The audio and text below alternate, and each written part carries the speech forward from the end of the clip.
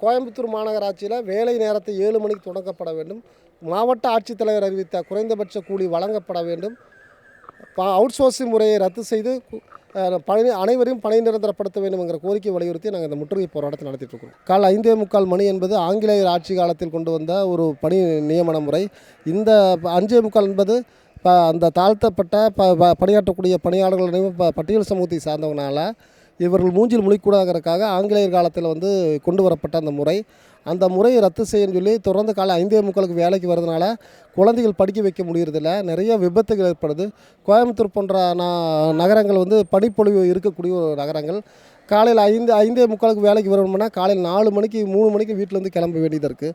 அந்த நேரத்தில் பேருந்து வசதி இல்லாமல் வாகனங்கள் வரும்போது நிறைய விபத்துகள் ஏற்பட்டதுனால கடந்த 2021 வரை 35க்கும் மேற்பட்டவர்கள் நிறைய பேர் வாகன விபத்தில் இறந்துட்டாங்க. ஒரே குடும்பத்தை சேர்ந்த கணவன் மனைவி உட்பட விபத்தில் இறந்துட்டாங்க. 5 மணிக்கு வர சொல்கிறாங்க. 5 மணிக்குன்னா 5:30 மணிக்கு கையெழுத்து போட்டு வார்டுக்கு போக சொல்கிறாங்க. வார்டுக்கு போய் நாங்கள் 6 மணிக்கு இப்போ கதவை தட்டினா யார் குப்பை தருவாங்க? தூங்கிட்டு இருப்பாங்க. இப்போ இந்த ஸ்ரீனிவாச வேஸ்ட் மேனேஜ்மெண்ட் பார்த்தீங்கன்னா இன் டைம் மட்டும்தான் சொல்கிறாங்க. 6 மணிக்கு வரணும், 5:45 வரணும்னு. அவுட் டைம் எப்படி போகிறது என்ன இதுன்னு சொல்ல மாட்டேங்கிறாங்க. காரணம் கேட்டால் உங்களுக்கு உள்ளே வர டைம் மட்டும்தான், வெளியே நீங்கள் போகிற டைம் இல்லை. 6 to 2 8 மணி நேரம் ஒரு மனிதனுடைய வேலை நேரம். ஆனால் இவங்க 8 மணி நேரத்துக்கு மேலே வேலை செய்யணும்னு கட்டாயப்படுத்துகிறாங்க. இவர்கள் 11 மாடி கட்டடத்தில் இருந்து கொண்டு கீழ் இருக்கிறது என்னென்னே இவங்களுக்கு தெரியாதுங்கும்போது இங்கேருந்து 500 கிலோமீட்டர் இருக்கக்கூடிய காலநிலையை கூட இவங்களை புரிந்து கொள்ளாமல் இவர்கள் தர முடியாதுன்னு சொல்கிறாங்க. வேலை நேரத்தை மாற்றியமைக்க முடியாதுன்னு சொல்கிறாங்க.